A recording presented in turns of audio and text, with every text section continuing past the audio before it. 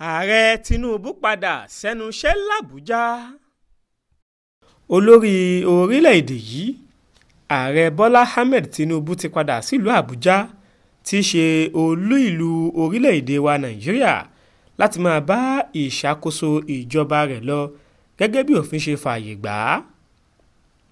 ààrẹ Tinubu gbéra kúrò nílùú Èkó lọ́jọ́ Àìkú Sunday ọjọ́ kejì oṣù keje ọdún 2023 yìí lẹ́yìn tó parí ìsinmi ti ayẹyẹ àyájọ́ ọdún iléyá tó wáá ṣe pẹ̀lú àwọn èèyàn rẹ̀ nílùú Èkó láìpẹ́ yìí. ogúnjọ́ oṣù kẹfà ọdún 2023 yìí ni ààrẹ Tinubu gbéra kúrò lórílẹ̀‐èdè wa tó gba ìlú Paris lórílẹ̀‐èdè France lọ láti lọ kópa nínú ìpàdé pàtàkì kan tí wọ́n fìwé pè é sí.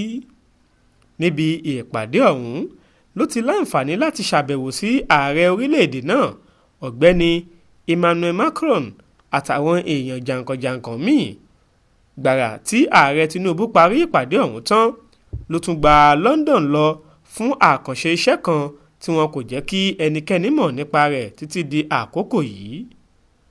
ọjọ́ kẹtàdínlọ́gbọ̀n oṣù kẹfà ọdún 2023 yìí ni ààrẹ Tinubu padà dé sípínlẹ̀ Èkó fún ti ayẹyẹ ọdún iléyá tó kọjá yìí.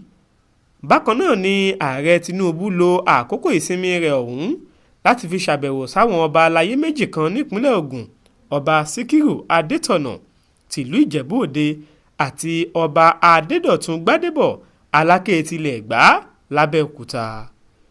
nígbà tó máa fi di ọjọ́ sátidé ọjọ́ kìíní oṣù keje ọdún yìí ni olórí orílẹ̀-èdè Guinea-Bissau ọ̀gbẹ́ni Umaro Embalo náà wá kí ààrẹ Tinubu nílé rẹ̀ nílùú Èkó bó tilẹ̀ jẹ́ pé kò tí ì sẹ́ni tó mọ ìdí tí ààrẹ Embalo fi wá kí Tinubu nílé rẹ̀.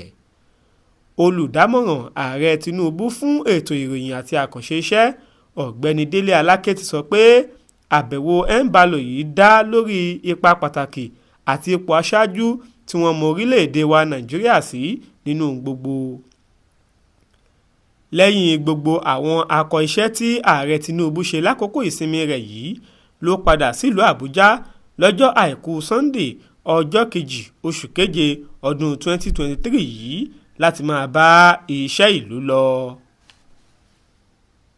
Adéwálé Adéoyè ló ṣàkójọpọ̀ ìròyìn yìí fún iléeṣẹ́ tẹlifíṣàn Aláròye online.